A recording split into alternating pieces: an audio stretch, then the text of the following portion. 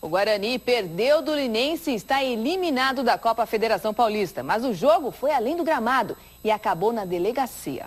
Aos 20 minutos, a bola sobra para Fausto, que aproveita e faz 1-0 para o Linense. Mas repare nestas imagens.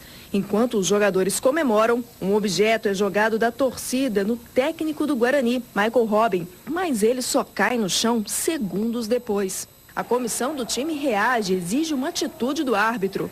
Mas o auxiliar do Bugre acaba expulso de campo. Já o técnico vai descansar no banco de reservas. Ele teve um pouco de tontura, chegou a estar com uma pressão de 8/2. Este Gandula faz uma acusação.